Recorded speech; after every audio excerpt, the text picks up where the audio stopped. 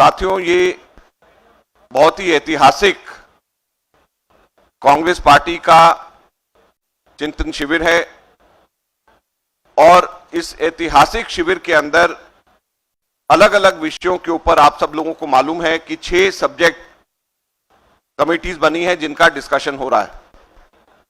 तो आज मैं बतौर राजस्थान के प्रभारी के नाते नहीं, बल्कि जो 6 सब्जेक्ट्स का जो डिस्कशन हो रहा है उसके अंदर 2 सबसे महत्वपूर्ण सब्जेक्ट्स जिसके ऊपर सब लोगों की नजर है, एक पॉलिटिकल जिसके चेयरमैन खरगे साहब और उसके अंदर ही मेंबर गौरव गोगोई जी यहां पे हैं, और दूसरा संगठन ऑर्गेनाइजेशन,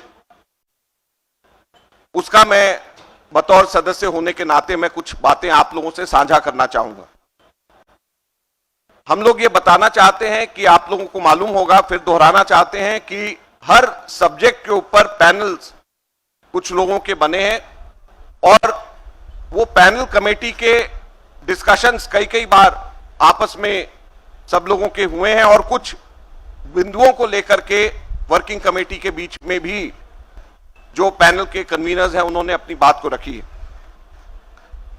जहां तक के संगठन का मामला है, संगठन की बात है, मैं आपको यह बताना चाहता हूं कि हमारे जो संगठन के पैनल हैं उसके अंदर हम लोगों का जो डिस्कशन है, जो हम लोगों की चर्चा है, चिंतन शिविर के बाद और जो हमारे पैनल के सजेशंस हैं वो उदयपुर डिक्लेरेशन में अडॉप्ट होने के बाद में बहुत बड़ा बदलाव आप लोग देखेंगे कि जिस तरीके से संगठन में कांग्रेस पार्टी का अलग अलग स्तर में नीचे से लेकर के ऊपर तक आप एक बहुत बड़ा बदलाव पूरे के पूरे देश के अंदर देखेंगे। हम लोगों का यह मानना है कि बदलते समय के साथ जो संगठन का ढांचा कांग्रेस पार्टी का है वो शायद नहीं बदला है। अभी भी कांग्रेस पार्टी के संगठन का ढांचा और जो हमारे डिपार्टमेंट, जो हमारे जिस तरीके से जनरल सेक्रेटरीज और जो काम जो बांटे जाते हैं वो वही पुराने 50 साल 60 साल पुराने तरीके से हैं, उसके अंदर कोई अमूलचूल बदलाव नहीं हुआ है। हमारे डेमोक्रेसी के टूल्स, लोकतंत्र के बहुत सारे हथियार नए नए आ गए हैं, लेकिन हम लोगों ने अपने संगठन के अंदर उस तरीके से अमूलचूल जो परिवर्तन करना चाहिए वो नहीं किया। जैसे मैं कुछ उदाहरण आपको देना चाहूंगा। हम लोगों ने के बीच में चर्चा हुई है और एक तरीके से कंसेंसस बन रहा है और ये हमारे कॉन्स्टिट्यूशन में भी है, लेकिन उस पे अभी तक के उसको अमल में नहीं लाया गया, जो हम सबके सब लोगों की इच्छा है होना चाहिए। हमारे जो सबसे छोटा यूनिट है वो पोलिंग बूथ का है और उसके ऊपर एकदम सीधे ब्लॉक आ जाता है। तो ब्लॉक और पोलिंग बूथ के यूनिट के बीच में हर ब्लॉक में 3 से लेकर के 5 मंडल समितियां हमारी होनी चाहिए पूरे के पूरे देश के अंदर। यह एक बहुत बड़ा सुझाव हम लोगों के बीच में चर्चा में है और जिसके ऊपर हम लोग चर्चा करेंगे। तो 15 से 20 बूथ का एक मंडल और 3 से लेकर के 5 मंडल का एक ब्लॉक, इस तरीके का हमारा पूरे के पूरे देश के अंदर संगठन के अंदर और नीचे तक के हम लोग मजबूती से लेकर के जाएं, इस चीज के लिए हमारी कोशिश है। दूसरा, हम लोग हमेशा अक्सर चुनाव के समय ही हम सर्वे एजेंसीज को आउटसोर्स के करके माध्यम से हम लेकर के आते हैं। हमारे ये चर्चा हम सब लोगों के बीच में हुई है और इसमें भी कंप्लीट यूनानिमिटी लगभग है, जिसको हम आगे लेकर के जाएंगे, कि कांग्रेस पार्टी का एक अपना पब्लिक इंसाइट डिपार्टमेंट होना चाहिए और कांग्रेस पार्टी का अपना इंटरनल डिपार्टमेंट होना चाहिए, जो चुनाव के समय नहीं, लगातार सर्वे करे जनता के इश्यूज को समझने के लिए और किन मुद्दों को हम लोगों को और तेजी से जनता के बीच में लेकर के जाना चाहिए। तो जैसे मैं आपको कह रहा हूं कि समय जैसे जैसे बदल रहा है, हम लोगों ने अपने आप को बहुत सारी चीजें हम लोग आउटसोर्स करते हैं या हम लोग उसको तेजी से नहीं कर पाए। तो ये पब्लिक इनसाइट डिपार्टमेंट एक ये हमारा इन हाउस डिपार्टमेंट होगा, जो कि हमारे सिर्फ चुनाव के समय नहीं बल्कि डेली जिस तरीके से लोगों की इच्छा, लोगों की सोच, क्या लोगों के बीच के अंदर मुद्दे हैं जिनको कांग्रेस पार्टी को एक सशक्त विपक्ष होने के नाते उठाना चाहिए। इस चीज का फीडबैक का मैकेनिज्म अब जो कि टेक्नोलॉजिकली अब संभव है, उस चीज को हम लोग लेकर के आएंगे। एक हम लोगों के यहां पे अक्सर यह कहा जाता है कि जो कार्य अच्छा करता है उसको रिवॉर्ड नहीं मिलता, जो कार्य खराब करता है पदाधिकारी उसको पनिश नहीं किया जाता। तो इसके लिए मापदंड के तय करने के लिए एक अलग से असेसमेंट विंग बना करके उसके लिए एक यूनानिमिटी और एक कंसेंसस हम लोगों के में बन रहा है कि एक असेसमेंट डिपार्टमेंट, असेसमेंट विंग या एक कोई तरीका हमारे पदाधिकारियों की असेसमेंट करने का हो और जो अच्छा काम कर रहे हैं पदाधिकारी उनको आगे प्रमोट करा जाए और जो अच्छा काम नहीं कर रहे उनको अपने पद पे नहीं रखा जाए। उसी के साथ साथ में डिसिप्लिन के ऊपर किस तरीके से डिसिप्लिन को और तेजी से इन्फोर्स किया जाए, इसके लिए भी हमारे संगठन के अंदर चर्चा हुई है और संगठन के अंदर डिसिप्लिन और मजबूत किए जाने के लिए भी क्या हम लोगों के ऑर्गेनाइजेशन में और हमारे को कार्रवाई करनी चाहिए, इसके ऊपर भी हम लोग चर्चा कर रहे हैं।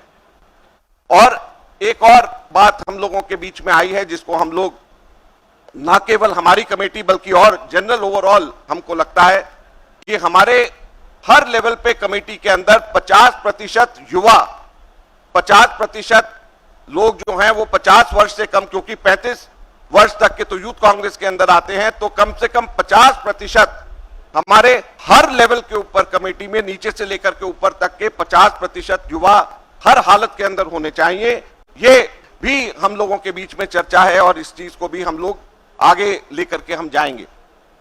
तो ये 4-5 चीजें हैं। इसके अलावा बहुत सारी और संगठन के अंदर अच्छे सुझाव आ रहे हैं और जैसे जैसे आगे हम 2-3 दिन डेलिब्रेट करेंगे, हमारे लगभग 70 के करीब मेंबर्स हमारे ऑर्गेनाइजेशन के कमेटी में है, संगठन की कमेटी में है और हम लोग जो है इस बात की चर्चा हम लोग आपस में कर रहे हैं। कौन सा मंडल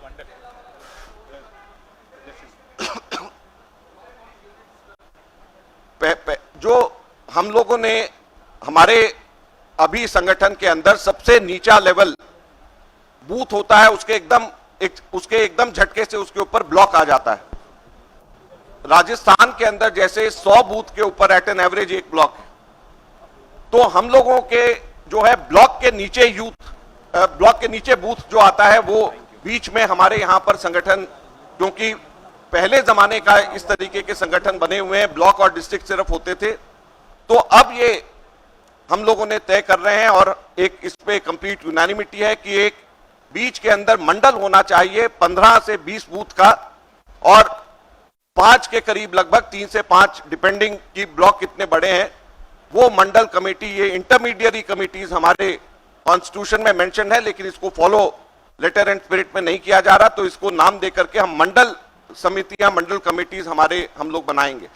जैसे मैंने कहा कि अंत में आप देखेंगे कि हमारे सभी लोगों का जो डिस्कशन हो रहा है, संगठन हमारा जिस तरीके से काम करता है, जो उसके अंदर अलग अलग हिस्से हैं या जिम्मेवारियां हैं, उसके अंदर एक बहुत बड़ा आमूलचूल परिवर्तन आप लोग आगे आने वाले समय में देखेंगे और जिसकी नींव यहां पर हम लोग इस शिविर में रखने वाले हैं, जिसका नाम नव संकल्प शिविर हमने इसीलिए दिया है कि नए संकल्प, नए रिजॉल्व के साथ में हम लोग ये कार्य करेंगे।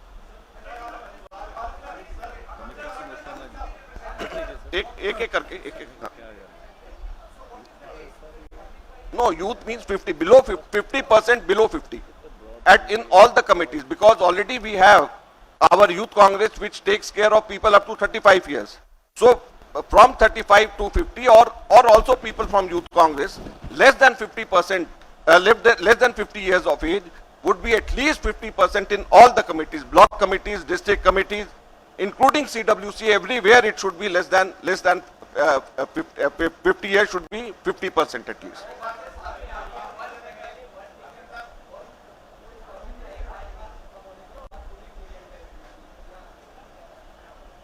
देखिए, ये भी हम लोगों के चर्चा में आया है। एक वन फैमिली वन टिकट की हमारी चर्चा हुई है और उसके अंदर एक जो कंसेंसस बन रहा है वो कंसेंसस ये बन रहा है कि वन फैमिली वन टिकट होना चाहिए, और इसमें एक्सेप्शन तभी हो जबकि फैमिली का दूसरा आदमी 5 साल पार्टी के लिए कम से कम अलग से काम कर रहा हो। ऐसा ना हो कि कोई व्यक्ति एकदम से काम, कोई पुराना लीडर है वो एकदम से हो और उसके बाद में उसका रिश्तेदार, उसका बेटा कोई एकदम से आकर के चुनाव लड़ ले। तो अगर किसी को इलेक्शन लड़ना है तो उसको खुद व्यक्तिगत तौर के ऊपर कम से कम 5 साल उसको संगठन के अंदर उसको देने होंगे, जब जाकर के वो चुनाव लड़े। ये एक हम लोगों के बीच में चर्चा है। उसके अलावा कूलिंग पीरियड और जो है अपनी जो पोस्ट के ऊपर है उसके ऊपर भी जो चर्चा है वो ये है कि कोई भी व्यक्ति किसी भी पोस्ट के ऊपर 5 वर्ष से ज्यादा ना रहे, और अगर उसको 5 वर्ष से ज्यादा रहना है तो कम से कम 3 वर्ष का कूलिंग पीरियड उसको रहे और फिर उसके बाद में वो वापस उस पद के ऊपर आए। अजय जी इंग्लिश में भी एक बात। इंग्लिश में which ones do you want? What is being discussed is a proposal, and it is almost a complete unanimity amongst the panel members. We'll take it and we'll discuss it within the full committee, that it should be one family, one ticket only. And if another member of the family wants to contest the election, then that member of the family should have worked in the organization for at least 5 years.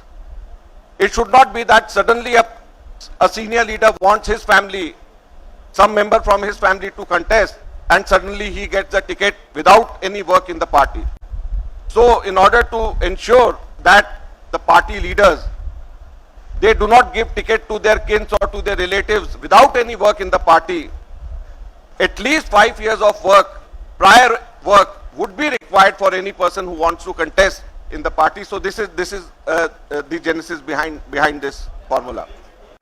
And the second thing which you asked, any person who is holding a post continuously for 5 years should have to step down, and there should be a cooling period of at least 3 years for that person to come back on the same post. So more than 5 years a person should not be on the same post.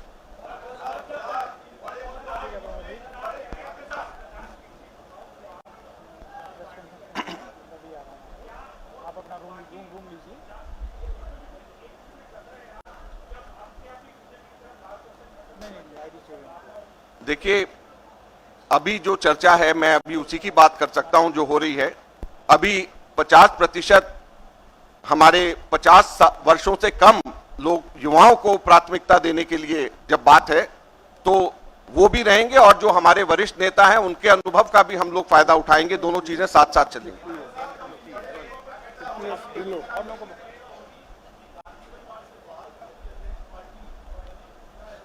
देखिए, ये चिंतन शिविर हमारे party के मुद्दों के ऊपर है। पार्टी के अध्यक्ष का चुनाव से हो रहा है, वो एक अलग प्रोसेस चल रहा है। तो ये दोनों की दोनों अलग अलग चीजें हैं।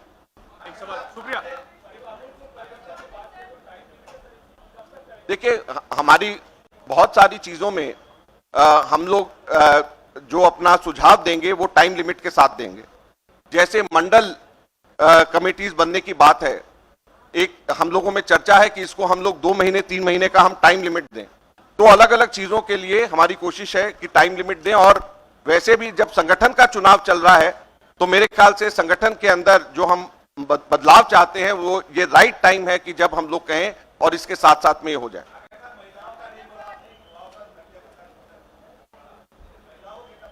ऐसा कुछ चीजें नेक्स्ट प्रेस कॉन्फ्रेंसेस के लिए भी छोड़ दो ना।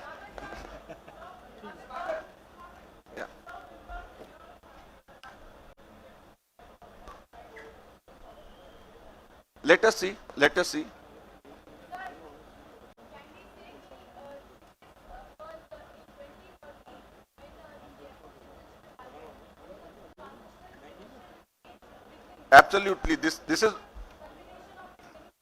Absolutely, this is what I have said in the beginning itself, that this Nav Sankalp Shivir is going to usher in a new era it would transform the way Congress party functions as an organization. We are going to make some big changes in the organization. Good and bad thing about Congress is that we are the oldest political party in the country. We've got our own way of working. But we all feel that somehow in past 2 decades, with the new tools of democracy evolving, somehow our opponents have been faster than us to catch up with the emerging and new tools of democracy. So we are going to make changes in our organization in such a way that the new tools of democracy can be used in a better way, more efficient way by the Congress party. I have given a few examples like these surveys. Why don't we have an in-house continuous survey for our own? Why don't we have our own department? Why do we have to rely upon external agencies for conducting surveys for us? So that is how there is a suggestion to have public insight department. That insight department will continuously, will all throughout the year, every day, 24 hours a day, will conduct continuous surveys and tell us what exactly the people want and how the party should respond. So these new tools of democracy would be used more efficiently in the new organizational setup with the new set of departments which we are proposing.